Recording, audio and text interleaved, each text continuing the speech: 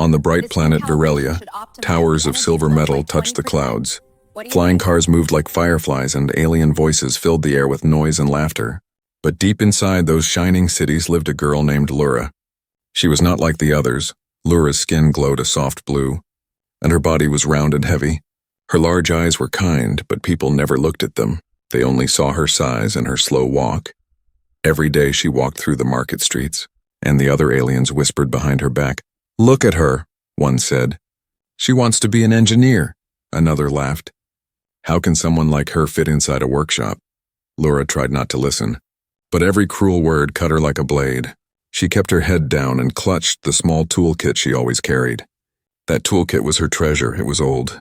The metal handle scratched and faded, but it had belonged to her father, who once built machines for the city.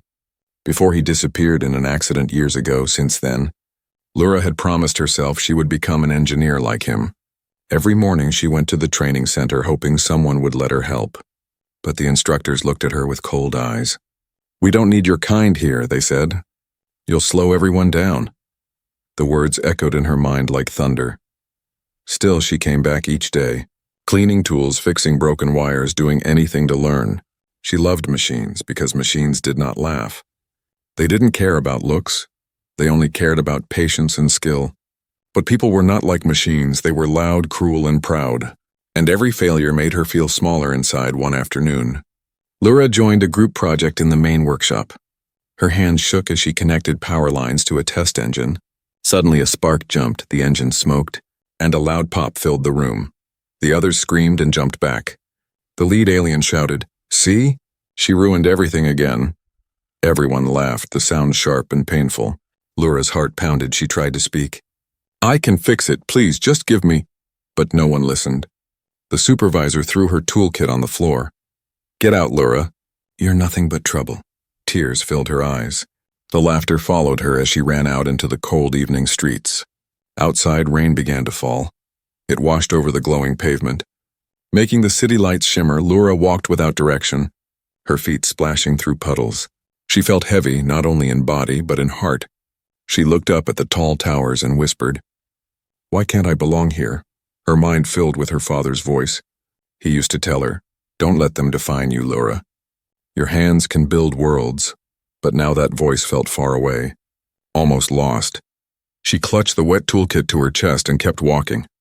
Hours passed and the bright city faded behind her. She reached the lower district, a place where few aliens went. Here the buildings were old. Rusty and quiet, steam hissed from pipes, and broken neon lights flickered above dark alleys. For the first time, no one stared at her. Only the hum of machines kept her company. She followed that sound until she saw a small workshop at the corner. Its sign was half broken, the letters glowing weakly. Repair Bay E17. Inside, light spilled from a single open door. Curious, she peeked in and saw something surprising. A human working alone at a bench. He was tall, with tired eyes and grease-stained hands. He moved with calm focus, fixing a strange alien device. Lura had heard about humans. Most aliens thought they were wild and unpredictable, but this one looked peaceful, almost kind. She watched him for a moment, afraid to speak. Then he turned and saw her shadow in the doorway. His voice was rough but not cruel. "Need something?" he asked. Lura froze, clutching her toolkit tighter. I'm sorry," she said softly. "I didn't mean to disturb you." He wiped his hands and gave a small smile. "You look like you've had a rough day." She nodded slowly, not trusting her voice. The rain still fell outside, tapping the roof like quiet drums.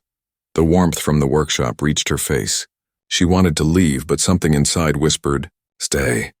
She took a step forward, her voice trembling. "I can fix things," she said. "Maybe I could help you." For a moment, silence filled the room. The human looked at her toolkit, then at her shaking hands. He didn't laugh. He didn't mock. He simply pointed to a small metal part on his table. "All right," he said, "pass me that wrench." Lura blinked. Not sure she heard right. Her heart thumped, a spark of hope lighting inside her chest as she handed him the wrench. He nodded with quiet approval. "Good," he said. "Now let's see if we can make this thing work." And for the first time in her life, Lura felt like someone had truly seen her. Not as a joke, not as a mistake, but as a person who mattered outside, The rain slowed to a gentle drizzle, and inside that small workshop a new story had just begun. The workshop smelled of warm metal and oil. Soft lights flickered above and the hum of machines filled the air. Laura stood near the doorway, unsure if she should stay or run. The human Ethan moved calmly, as if he didn't notice her fear. "Come closer," he said. Without looking up, Laura hesitated, her wet feet leaving marks on the floor. She stepped inside, clutching her toolkit like a shield. Her mind screamed that this was a mistake, but her heart whispered hope. Ethan pointed to the open table. "You can put your bag there," he said. She slowly placed it down, water dripping from its corners. Her eyes wandered across the workshop. It was small but full of strange beauty. Old engines, glowing cables, and scattered parts lay everywhere. Each piece looked like it had a story. Ethan picked up a broken alien drone. It had dents and missing panels. "Found this near the junkyard," he said. "I've been trying to get it running again." Laura tilted her head, recognizing the model instantly. "That's a Virelian patrol drone," she said softly. Ethan raised an eyebrow. "You know machines," she nodded, her voice shaking. "I used to study them, but no one let me work." Ethan smiled faintly. "Then you're in the right place." He handed her a small spanner. "Show me what you can do." For a moment, Laura just stared at the tool in her hand. No one had ever said those words to her before. Her fingers trembled, but her eyes sharpened with focus. She leaned over the table and began working beside him. They worked in silence, the air filled with clicks and soft electric hums. Ethan watched her hands move with care and skill. She adjusted wires, checked circuits, and cleaned burnt contacts. Her movements were slow but confident. Minutes passed. Then the drone's small light blinked once. Then twice, finally, it came to life with a quiet whir. Laura gasped, smiling wide. "It's working." Ethan crossed his arms and chuckled. "Looks like you fixed it." He looked at her with calm respect, not pity. That simple look made Laura's chest feel warm. "You're not from around here, are you?" she asked shyly. Ethan shook his head. "No, came from Earth a few years ago," he sighed, wiping his hands. "Aliens here think humans are reckless, but I just fix things." Laura looked down. "They think I'm useless," Ethan replied quietly. "Then they don't know you yet." Her heart skipped a beat. No one had ever said such kind words to her. The room felt lighter, as if the machines themselves were listening. She smiled for the first time that day, and Ethan smiled back. Outside, the night grew darker. The rain had stopped, leaving the city wet and glowing. Neon lights reflected through the workshop window. Laura looked out and whispered, "They'll laugh if they see me working here." Ethan shrugged. "Let them laugh." They laughed at humans too once. His voice carried no anger, only quiet strength. Laura stared at him, amazed by how calm he was. "Why are you helping me?" she asked. He thought for a moment. "Because you remind me of me." He turned back to his tools, adding, "Everyone deserves one person who believes in them." Hours passed like minutes. They fixed 2 more drones and a damaged hover pad. Each time Laura's confidence grew a little more. Ethan told her stories about Earth, about oceans, forests, and old machines that flew. She listened like a child hearing magic for the first time. When the clock hit midnight, Ethan leaned back and yawned.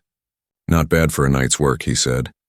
Laura wiped her hands, her face glowing with pride. For once, she didn't feel like an outsider. She felt like she belonged. But outside the shop, in the shadows, 2 aliens stood watching. They were workers from the main city who had mocked her before. One of them whispered, "Is that Laura working with a human?" The other sneered, "Wait till the council hears about this." Their voices vanished into the night as they walked away. Inside, Laura had no idea that trouble was already growing. She looked around the workshop and whispered, "This place feels alive." Ethan smiled. "It's because people here care about what they build." She looked at him and nodded. "I want to learn everything," he replied softly. "Then we'll start tomorrow." When she stepped outside later, the cool air touched her face. The streets were quiet now, the rain smell still fresh. For the first time in years, she felt light inside. The stars above Virelia looked brighter than before, and as she walked home, clutching her father's toolkit, she whispered to herself, "Maybe I'm not a mistake." Far behind her, the workshop lights slowly dimmed. Ethan looked out through the window. Watching her disappear into the city mist, he didn't know it yet. But this shy alien girl would soon change everything. The machines, the people, maybe even the galaxy itself, and it all began with a simple word. Yes. Morning light touched the metal streets of Virelia like golden fire. The city woke with a hum of energy, ships rising into the sky, engines roaring but far from the noise. Inside a small old workshop the sound was softer, calmer. Only the click of tools and the low hum of machines could be heard. Lura returned early before the sun was high. Her hands were still nervous, but her eyes shone with quiet excitement. Ethan was already there. Sitting at his bench, repairing a plasma coil, he looked up and smiled faintly. "You came back." Lura nodded. "You said we'd start today." He wiped the sweat from his forehead and pointed at the shelf. "Then grab that hydro wrench, partner." The word partner made Lura pause. She had never been called that before. All her life she was the one left out, the one people whispered about. But here, in this small, dusty shop, someone had given her a place. Her hands trembled as she passed him the wrench. Ethan noticed but said nothing. Only smiled with quiet kindness. They began to work together, fixing old hover bikes and cleaning engine cores. Ethan showed her how to stabilize a coolant line and balance a reactor valve. Lura listened carefully, memorizing every move. When she didn't understand, he explained again, never losing patience. It felt strange. No shouting, no mocking, no laughter behind her back. Only the calm rhythm of work, the smell of oil, and the hum of power as hours passed. A rhythm formed between them. He would fix, she would adjust. He would test, she would note. They didn't speak much, but they didn't need to. Their silence became a kind of language, a trust that didn't need words. At noon, Ethan poured 2 cups of warm synth tea and handed one to her. Lura hesitated. "You drink this too?" she asked. He laughed. "Yeah, humans can handle a little alien tea."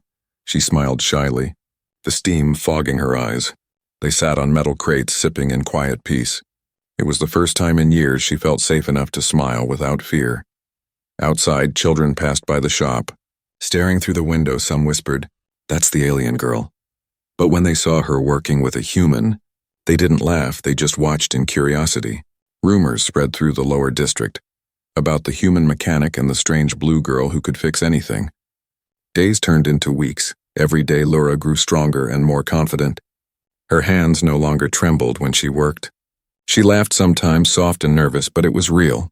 Ethan noticed how fast she learned, how she could understand alien tech faster than most trained engineers.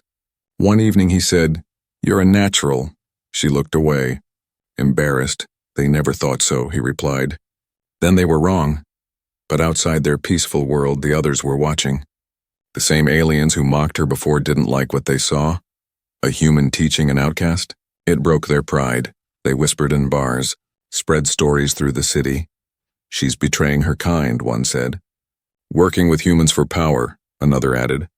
Their jealousy burned like a slow fire, waiting for a chance to explode back in the workshop. Lura was unaware of the whispers. She was busy designing a new repair drone. Ethan leaned over, impressed. "You built this from scrap." She nodded proudly. "It can fix coolant leaks in tight spaces," he tested the drone. Watching it hover perfectly, he smiled. "You just saved me 3 hours of work." Lura laughed softly. "Maybe I'm learning from the best." Ethan shook his head. "No, you're becoming the best." The light in the room turned orange as the sun set. The shop glowed with warmth like a second home, but deep down, both of them knew peace never lasts long in a place like Virelia. Change was coming. They could feel it in the electric air. That night, as Ethan closed the shutters, Lura stayed behind for a while.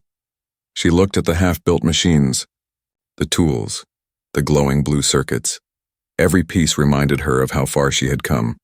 She whispered to herself, "Maybe my father was right. My hands can build worlds." She smiled, not knowing that tomorrow her courage would be tested like never before. Meanwhile, in the grand halls of the Virelian Council, a report arrived on a shiny metal desk. It showed an image of Lura and Ethan working together. The official frowned, a human and an alien outcast, repairing military tech without a license. He slammed the file shut. This cannot continue. Far away, unaware of the storm building against them, Ethan turned off the lights and sat quietly. He looked at the photo of Earth on the wall, whispering, "Maybe kindness still means something." In another corner, Lura packed her toolkit. The same old box that once carried only pain now held hope. She placed it gently on the bench, her heart full of dreams. The night wind outside carried the scent of rain. It brushed through the cracks of the old workshop. Two souls, one human, one alien, shared a silence filled with warmth and unspoken friendship. They didn't know yet that their bond would soon shake the foundations of an entire planet. But for now, in that tiny workshop, they had found something rare and powerful. They had found trust. The next morning came with the sharp cry of alarms echoing across the city. Red lights flashed through the windows, cutting across the quiet workshop like fire. Lura dropped her wrench, her heart racing. "What's happening?" she asked. Ethan looked out through the door. The sky above Virelia burned with orange smoke. "The factory district," he said. "Something's gone wrong." Outside, flying patrols screamed through the air, sirens wailing. People ran through the streets in panic, shouting about a reactor failure. Lura's eyes widened. She knew that name, the core factory. The main energy hub that powered half the city. She had studied its systems before. She knew how dangerous it could be. Ethan grabbed his toolkit and started toward the door. But Lura caught his arm. "You can't go there. It's too dangerous," he turned. His voice calm but firm. "Someone has to help. And you're the one who understands their tech." Her throat tightened. She shook her head. "They'll never let me near that place." He looked straight into her eyes. "Then we'll go before they can stop us." Moments later, their hoverbike sped through the crowded streets. Smoke rose from the distance like a black storm. The closer they got, the louder the alarms screamed. Fire burned through the upper floors of the massive building. Guards shouted orders. Engineers ran in circles. Unable to control the chaos, Lura jumped off the bike. Staring at the massive reactor tower, sparks flew from its base, lightning like energy crawling across the ground. She could feel the heat even from far away. One wrong move and the whole sector would explode. Her mind raced. She remembered every diagram, every code she had memorized in secret. They reached the main gate, but two guards blocked their way. "No civilians allowed," one barked. Pushing Ethan back, Lura stepped forward, her voice trembling. "Please, I can help."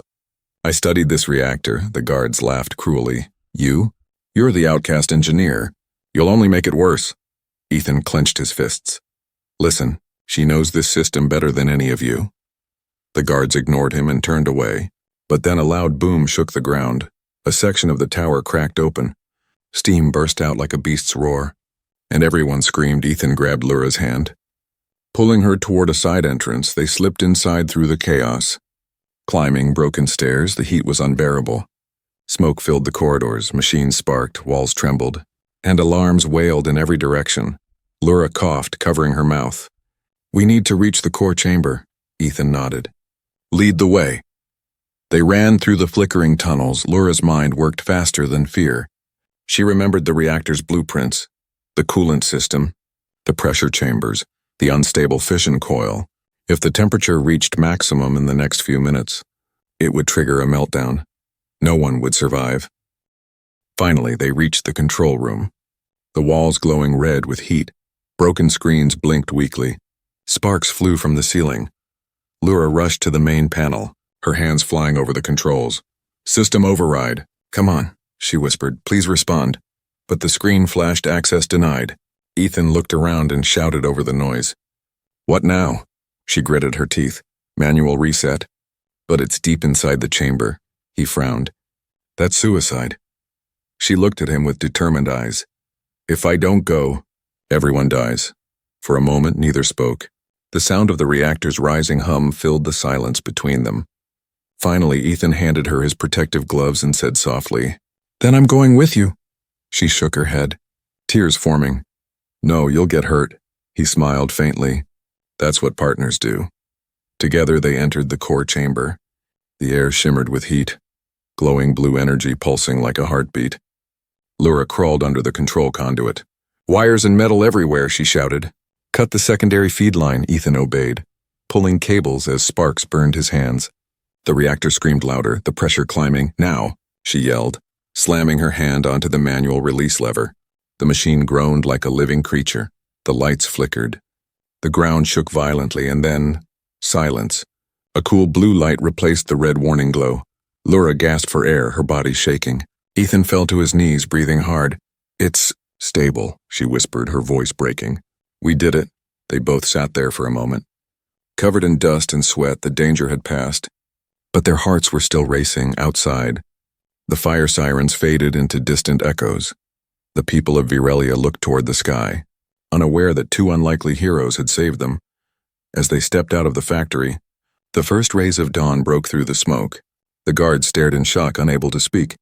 One of them finally muttered, "She saved us." The outcast girl saved the city.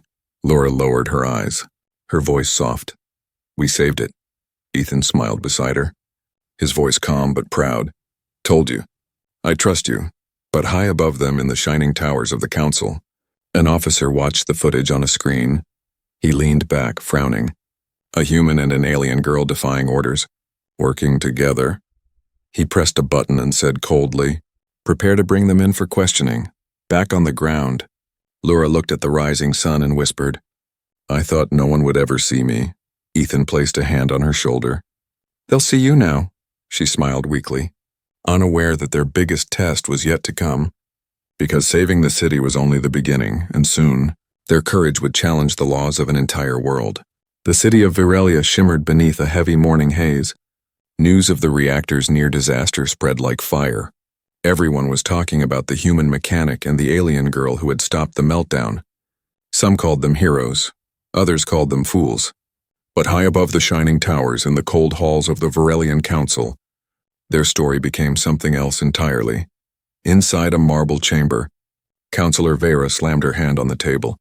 Unauthorized entry, reactor interference. Human involvement, she hissed around her. Alien officials murmured in agreement. Bring them both in, she ordered. The law is clear. Down below in the old district, Laura and Ethan sat quietly inside the workshop. The machines were silent, the air thick with tension. Laura stared at the broken window. Watching the crowd outside, people pointed, whispered, and took pictures. Some shouted thank you. Others called her names. Ethan leaned against the table, his expression unreadable. They've noticed us, he said softly. Laura looked down. I didn't mean to break their rules. He smiled faintly. Sometimes rules need breaking. Before she could answer, a loud knock echoed through the door. 3 armored guards stepped inside, their helmets reflecting the workshop lights. Laura of Virelia, the leader said. You are under arrest for violation of safety law and unauthorized human collaboration. Laura froze. Her heart racing, Ethan stepped forward. She saved your city, and this is how you repay her. The guard raised his weapon. Step aside, human. But Laura touched Ethan's arm and whispered, It's all right. She picked up her father's toolkit and held it close. If they want to question me, I'll face them, she said quietly. They took her through the streets, people watching from every corner. Some clapped, others jeered. Ethan followed behind, anger burning in his chest. He wanted to fight, but Laura's calm eyes stopped him. She didn't want war, she wanted peace. Inside the council hall, the air was cold and sharp. Laura stood before the massive table, the leader's eyes glowing with judgment. One of them spoke. You risked millions of lives by touching restricted systems. She lifted her chin and said, No, I saved millions by doing what none of you dared to do. A murmur ran through the chamber. Vera glared. You disobeyed orders, you worked with a human, a species known for chaos. Ethan stepped forward. And yet we saved your city, his voice echoed. Firm and fearless, the guards raised their weapons again. But Vera lifted her hand. Enough, she said. If you claim to be heroes, then prove it. She pressed a button, and a holographic screen lit up. A new image appeared. Another reactor deep under the ocean layers of Virelia. Its core pulsed dangerously, numbers flashing red. The old reactor chain is failing, she said, her tone cold. You think you can save us, human? Then go save that. The hall went silent. Laura looked at the image, and she knew that system too. It was older, unstable, forgotten by most engineers. Ethan turned to her. We can do it, she nodded. Though fear glimmered in her eyes, Vera smiled cruelly. Then you have 12 hours before the core melts down. Moments later, the workshop buzzed with chaos. Ethan gathered tools, Laura downloaded system maps. The city watched as they boarded an old cargo craft. Engines roared, lifting them toward the stormy skies. Rain battered the metal hull as they flew toward the deep ocean. Laura gripped her toolkit tightly, her mind spinning with calculations. Ethan looked at her. You scared? She nodded, whispering, a little. He smiled. Good. That means you care. The ocean stretched below them like endless darkness. The reactor base glowed faintly beneath the waves. When they entered, the temperature dropped. The air smelled of salt and rust. Water dripped from cracked pipes, and warning lights blinked weakly. System status critical, Laura read aloud. Coolant levels at 5%.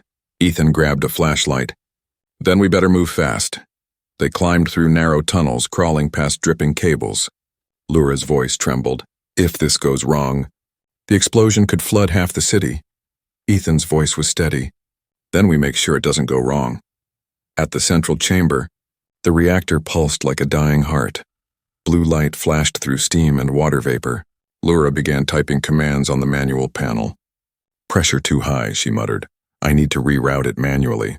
Suddenly, the floor shook. A pipe burst and boiling steam flooded the room. Ethan coughed. Laura, the valve! She ran through the haze, gripping the wheel with both hands. Turning with all her strength, her arms burned, her lungs screamed. Ethan rushed to help, their combined effort forcing the valve shut. The hiss faded, but the lights flickered red again. Backup line still open, Laura gasped. We need to reach the second chamber. They crawled through the maintenance duct, water dripping from above. The sound of metal groaning surrounded them at the far end. The emergency override switch glowed faintly. Laura reached for it, her hands shaking. Now or never, Ethan said. She pulled the lever with all her strength, sparks exploded, and the light turned green, then silence. The reactor's hum softened, the alarms faded. A soft blue glow filled the chamber, peaceful, stable, alive. Laura fell to her knees, breathing hard. Ethan crouched beside her, smiling through the sweat and grime. You did it again, he whispered. She smiled weakly. We did it, far away. The council watched the readings turn normal. Vera's expression turned from anger to disbelief. She actually saved it, one of them whispered. For the first time, the chamber was silent. Back at the ocean base, Ethan helped Laura to her feet. Water dripped from her hair, her hands shaking, but her eyes shone bright. She looked up at him, voice soft. Do you think they'll finally see me as one of them? He smiled gently. No, they'll see you as better than them. Outside, the first rays of dawn broke through the storm, and beneath those waves a forgotten reactor pulsed with new life. A living symbol of courage, unity, and the power of two hearts that refused to give up. One human, one alien, and together they had saved a world once more. The storm had passed, but the memory of fear still floated in the air. The people of Virelia stood in silence, staring at the sky that now glowed calm and clear. For the first time in many years, the city felt quiet, not from fear, but from awe. They had been saved twice by the same two beings they once mocked and doubted. Down in the lower district, Laura opened her eyes slowly. She lay on a hospital bed, wrapped in soft light and quiet machines. Her body ached, but her heart felt light. When she turned her head, she saw Ethan sitting beside her. His arms were bandaged, his clothes burned, but his smile was warm and alive. You're awake, he said softly. She tried to speak, but her voice cracked. How long was I out, she whispered. Almost 2 days, he replied. You scared me. She smiled weakly. You always worry too much, he laughed quietly. Someone has to. The door opened, and a young nurse entered. Her voice was gentle. The council has been asking for you. Laura frowned. To punish me again, the nurse shook her head. Smiling, no, to thank you. Later that day, they stepped outside the hospital. The streets were full of people. Banners waving, lights shining bright. Children held small signs that said, Thank you, Laura. Aliens of all colors and shapes stood together. Clapping and cheering, Laura froze, tears filling her eyes. She had dreamed of belonging all her life. Now for the first time, the city looked at her not with hate, but with pride. Ethan walked beside her. Trying not to smile too wide, he whispered, Looks like you're famous now. She blushed. I don't want fame, I just wanted them to see. He nodded. And now they do. At the center square, a large stage was set up. Counselor Vera stood there, her usual cold face softer than before. When Laura stepped up, the crowd fell silent. Vera raised her hand and spoke. Laura of Virelia and Ethan of Earth, your actions have reminded us of something we forgot. Her voice trembled slightly. That courage and kindness know no species. The crowd erupted in cheers. Laura blinked, unsure if this was real. Vera turned toward her and said, "On behalf of the council, I name you both honorary engineers of Virelia." Ethan grinned, whispering, "Guess we're official now." Laura laughed through her tears, her heart overflowing after the ceremony. The crowd followed them back to the workshop. The once empty place was now full of gifts, flowers and smiling faces. Children brought broken toys. Asking Laura to fix them, she knelt down, smiling softly. "Of course, little one." Ethan watched her with quiet pride. He knew she wasn't just fixing machines anymore, she was fixing hearts. Days passed and the workshop became something more. People from all over the city came to learn from them. Aliens and humans worked side by side, building, repairing, sharing ideas. On the front door, Laura hung a new sign. It read, "Unity Mechanics, where all hands build together." Every day, the shop buzzed with laughter and work. The air smelled of metal, oil, and hope. Sometimes, Ethan would stop and watch her. She moved with confidence now, her laughter bright and strong. The shy girl who once hid from the world was gone. In her place stood a leader, a teacher, and a friend. One evening, after closing the shop, Laura and Ethan stood on the balcony. The city lights shimmered below like stars. She looked at the horizon and whispered, "Do you think they'll always remember?" Ethan smiled. "Maybe not the details, but they'll remember what you showed them." She turned to him. "And what's that?" "That kindness can change a world," he said. She looked down at her hands. The same hands once mocked.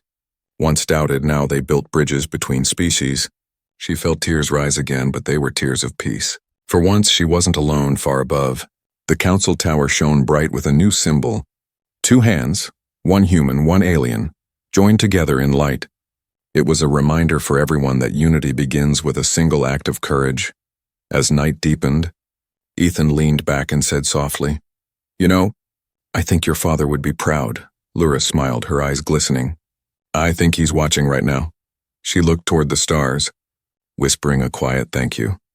The wind carried their laughter through the streets, past the glowing signs and humming engines, past the towers and markets where she was once mocked, and for the first time, every whisper that followed her name was filled with respect.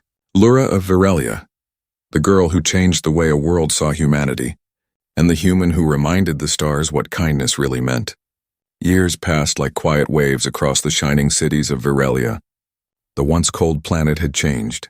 Its people changed. Its heart changed. At the center of the transformation stood a small workshop made of steel, glass and light. The sign above its door still read proudly, "Unity Mechanics, where all hands build together." Inside, the sound of tools and laughter blended in harmony. Aliens with glowing skin and humans with warm smiles worked side by side. They built machines that healed, drones that planted trees, and ships that could cross galaxies. And at the center of it all was Laura, the girl who once walked alone. Now she was known not as the outcast, but as the builder of peace. Her hair had grown longer, tied back with a silver clasp. Her eyes still shone with that same soft blue light. Every movement of her hands carried confidence and grace.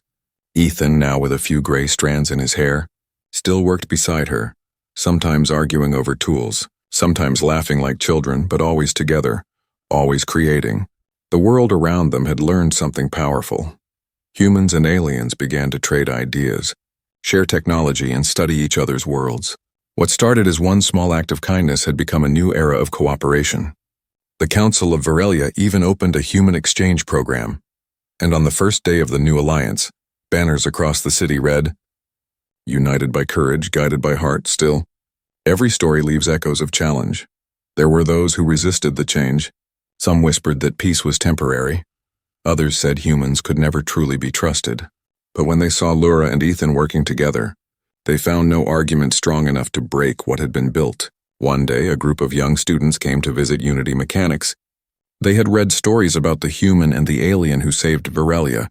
One small girl, her eyes bright and curious, asked, "Miss Laura, how did you become brave when everyone was mean to you?" Laura smiled softly and bent down to meet her eyes. "I wasn't brave at first," she said. "I was just tired of feeling small." She touched the girl's hand gently. "Then I met someone who believed in me before I believed in myself." The girl smiled shyly. "Was it the human?" Laura laughed. "Yes." It was the human. From across the room, Ethan watched, his heart warm. He remembered the first night she had stepped into his workshop. wet from the rain, afraid but curious. How far she had come since then. He whispered to himself. She was always brave. She just needed a place to shine. As the day ended, the workshop quieted. The workers packed their tools, the lights dimmed, and the sky turned gold and purple. Lura and Ethan stood outside, watching the twin suns sink behind the silver towers. The city glowed with new life, not just from machines, but from unity. Lura leaned on the railing. Do you ever wonder what comes next? Ethan smiled. Maybe more worlds to fix, more people to teach. She chuckled. Always fixing things, aren't you? He nodded. It's what we do best. A soft wind blew through the street, carrying faint voices of children laughing. Lura looked up at the stars and saw the faint glimmer of a blue planet far away. Earth, Ethan said, following her gaze. Still out there? Waiting for us, she smiled. Maybe one day, Virelia will visit Earth and bring gifts of peace. He grinned. And tea, don't forget the tea, they laughed quietly, their voices echoing through the night air. Later, as the lights flickered off one by one, Lura placed her father's old toolkit on a shelf. The same one that had once carried only pain now symbolized hope. On its lid, she carved a few words in both human and Virelian language. It read, "Kindness is the strongest power in the universe." Years later, when Lura and Ethan's names became legends, that little workshop remained. Generations came and went, but their story was never forgotten. It was told in schools, written in books, and whispered under starry skies. Children pretended to be Lura and Ethan, fixing imaginary reactors and saving worlds. And every time someone helped a stranger, their names were spoken again. Even the council built a monument in the heart of the city, a sculpture of two hands, one human, one alien holding a single glowing gear. At the base were the words, "For those who believed when no one else did." Tourists came from across galaxies to see it, and every visitor left with one thought. Humanity was more than strength. It was heart. As time drifted forward, Unity Mechanics became the first interspecies academy. Its doors always open, its motto unchanged. Every new generation who entered knew the story. How one shy alien girl was mocked for her body and her dreams, and how one quiet human mechanic gave her a chance that changed the stars. The suns of Virelia rose once more, painting the sky in gold and silver. The city hummed with life, and somewhere in the heart of that busy world, the sound of a wrench turning echoed softly, a reminder that kindness, no matter how small, could build galaxies, and that one human's compassion had become the light that never faded. Because in every corner of the galaxy, from Earth to Virelia to the farthest unknown worlds, people still said with a smile, humanity, Fangamya,